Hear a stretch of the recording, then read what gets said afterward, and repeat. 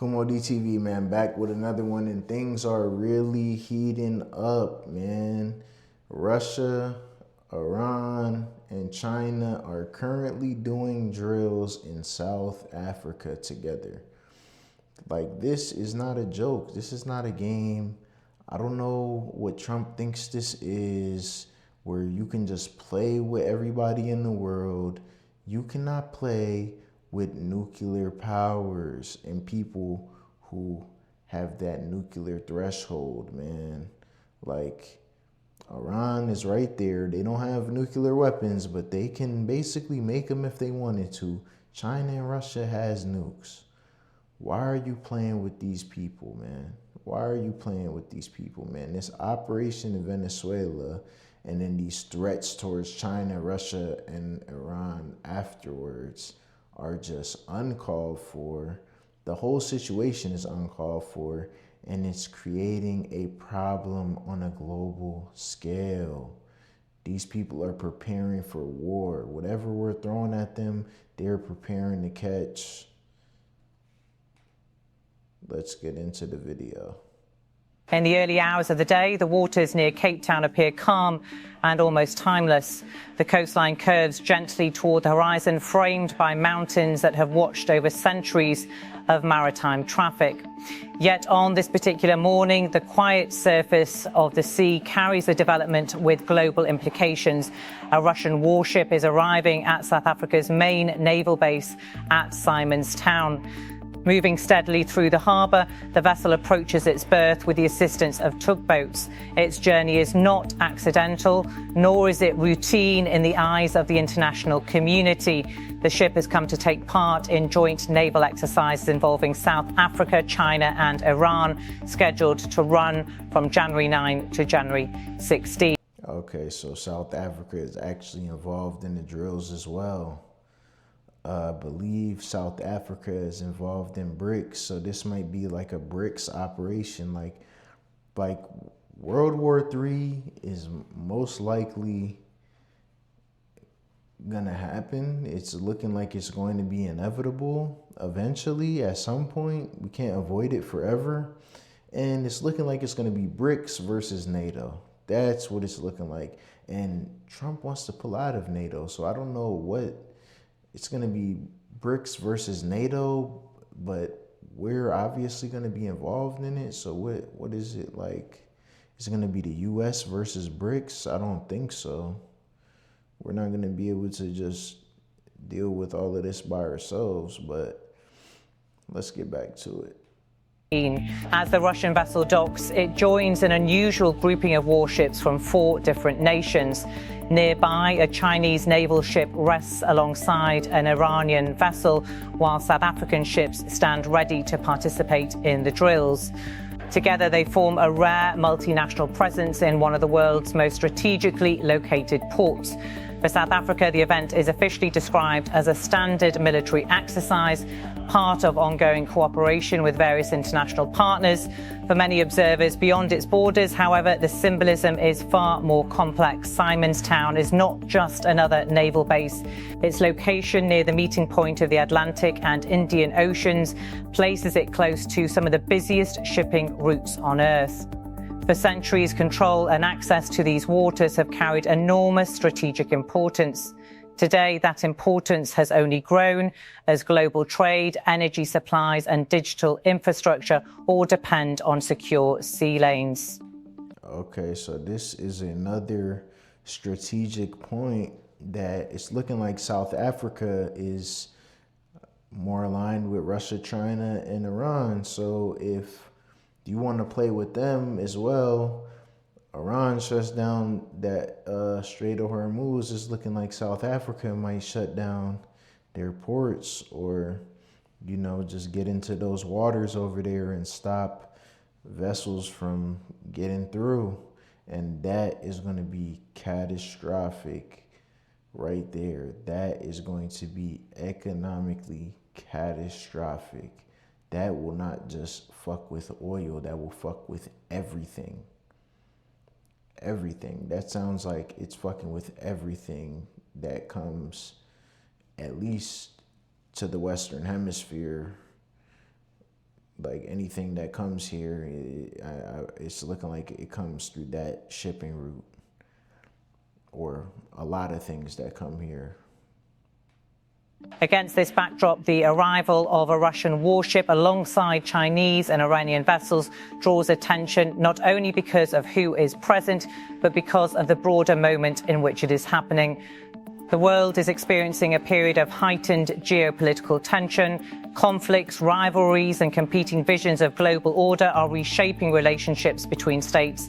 Military power once again is being used not just for defense, but as a form of communication. Warships, by their very nature, are messages made of steel. They project presence, capability, and intent without the need for words.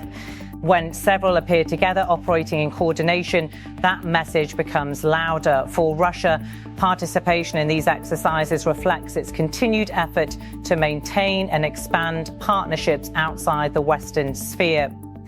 Despite diplomatic isolation from many countries following its war in Ukraine, Moscow has sought to strengthen ties with nations willing to engage on their own terms. China's involvement reflects a different but related trajectory. Yeah, like this is the thing about like Russia and China, like they go and lend a helping hand, and people are willing to work with them or receive their help in exchange for something. And it's not like, it doesn't feel like extortion. It doesn't feel like you're being belittled. It doesn't feel like someone's running you. It feels like a genuine partnership. So people are more willing to work with them than us. Because if we want something, we just take it. That's how we operate in America, basically. I mean, like all the money we funded out and shelled out to have like some type of influence, we didn't really use it in a smart way or a way that a country would show loyalty to us. We just kind of used it in a way to, you know, like, oh, here's this money, and have a certain amount of people preach an idea or build this or build that, and yeah, here you go. But that doesn't give you loyalty. Like money, just giving people money for things that 9 times out of 10 or maybe half the time, whatever, they do not care about. They don't care. They're taking the money because they need the money. And they're not even spending it on what you think they're spending it on. This, stuff like this, genuine partnerships, genuine nation building, they're actually doing something. Over the past 2 decades, Beijing has transformed its navy from a largely regional force into one capable of operating globally. Chinese warships are now a regular sight in distant ports, conducting exercises, escorting commercial shipping, and showcasing China's growing maritime reach. Iran's presence adds another layer of meaning. While Iran's navy is more limited in scale, its participation signals Tehran's interest in demonstrating cooperation with partners that share skepticism toward Western dominance in global affairs. South Africa, meanwhile, finds itself at the intersection of these dynamics. As a country that has long emphasized non-alignment and multilateral engagement, South Africa maintains relationships across political divides. It is a member of the BRICS group alongside Brazil, Russia, India, and China, and has often spoken in favor of a multipolar world order in which power is more evenly distributed.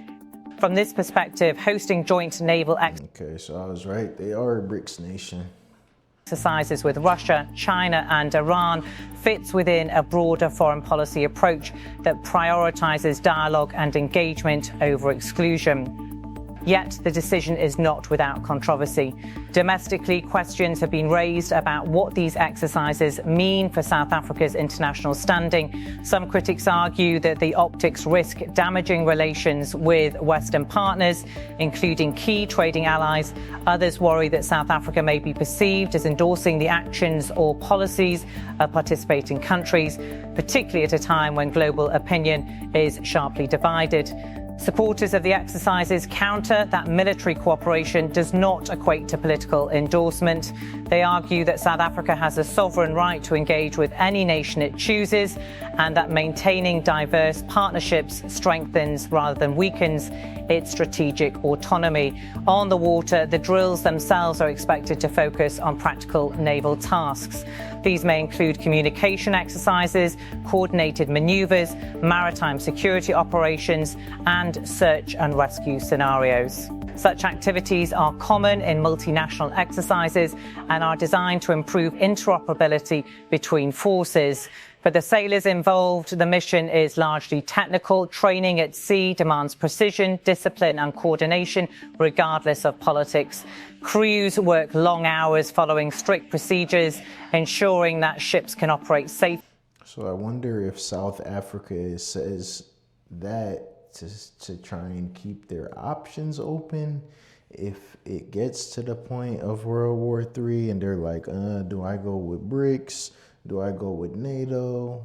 Which one do I go with? Or is it the simple fact that they just don't want to formally say they're aligned with these countries because they don't want to get hit with sanctions or, some type of revoking of funds, or I don't know what we do for them, honestly, but some type of issue with America. Are they just saying this to avoid an issue right now, or are they doing this to keep their options open when it's wartime?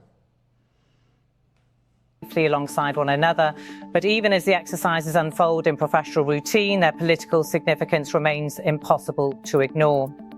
The presence of these navies together sends a signal that cooperation among non-Western powers is deepening.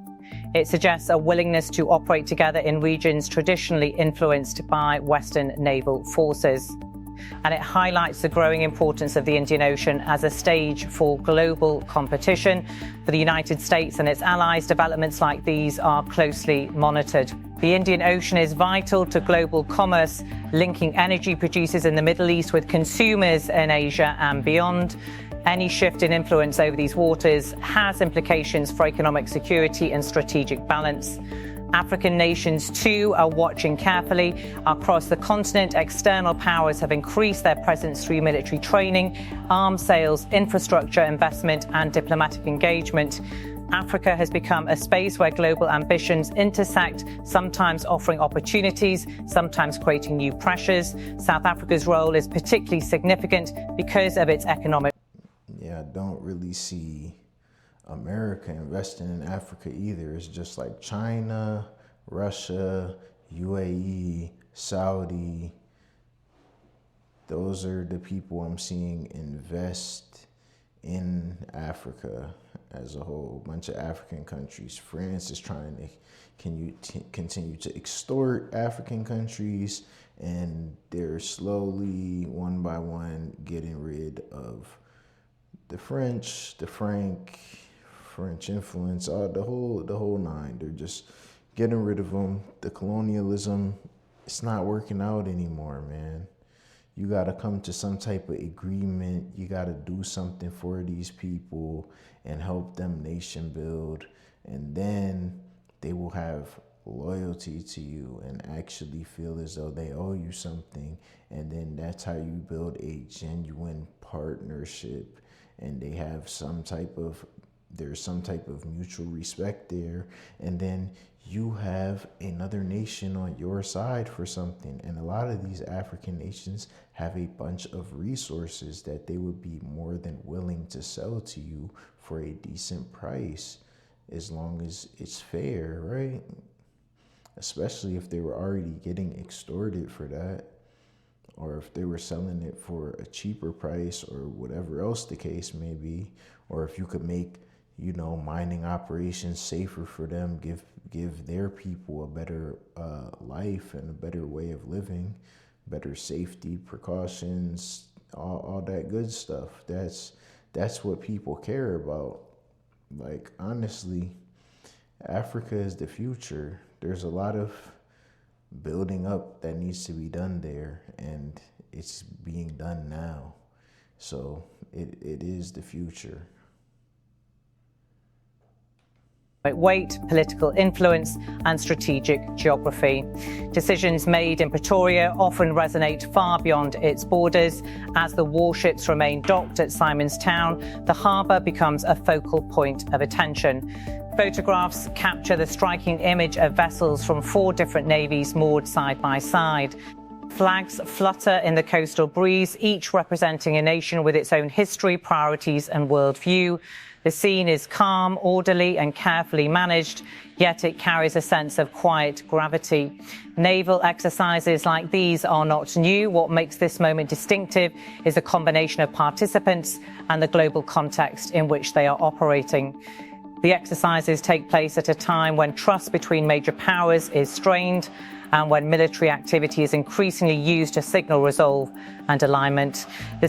Trust between these major powers are not strained. Trust between these powers in America are strained. So it makes sense that they're all allies and they would get together and do this when they already are not allies with America, and America is trying to talk a bunch of shit and apply pressure to them, like America runs them or something.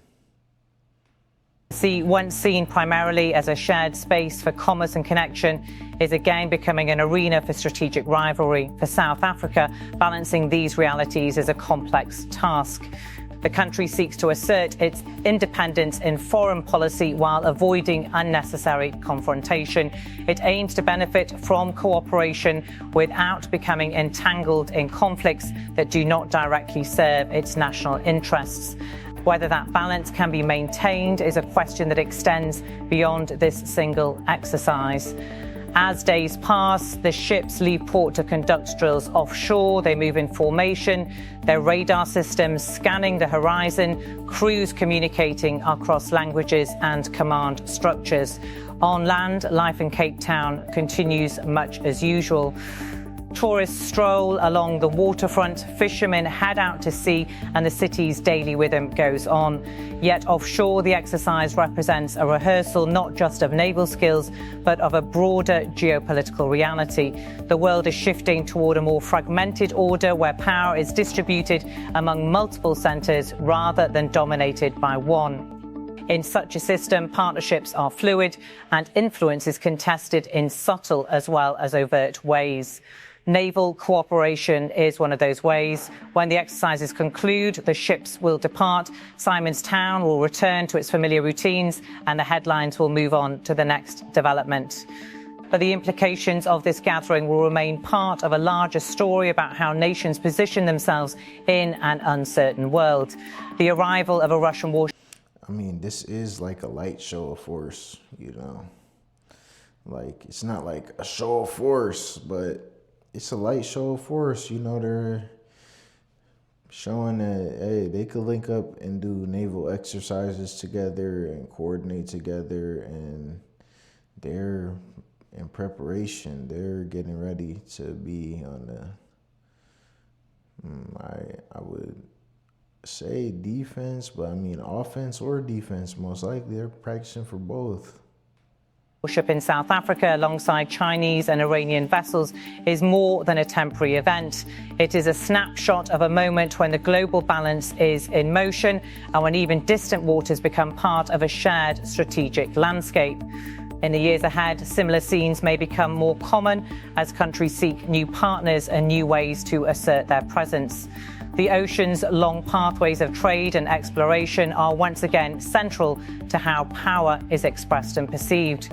And in places like Simon's Town, where history and geography meet, the movements of ships continue to tell stories about the world beyond the horizon. Yeah, I would not be surprised if this becomes a yearly thing between these countries. And I would not be surprised if you see more BRICS collaboration like this. I mean, I've already been seeing collaborations like this for a while, but now I'm making YouTube videos and I just saw this pop up on the feed, so I reacted to it. But yeah, this has been going on for, as long as I've been looking at news on my own, like foreign news, geopolitics, and things of that nature. I've been seeing joint efforts by many of our adversaries getting together and, doing joint exercises. But yeah, this one is definitely a show of force. Not a big one, but it is a show of force, and it is something to be worried about for America. So that's all for this one. Kumo DTV everywhere. Go follow Kumo Cast on YouTube. Like, comment, subscribe, share the video. I'm out of here.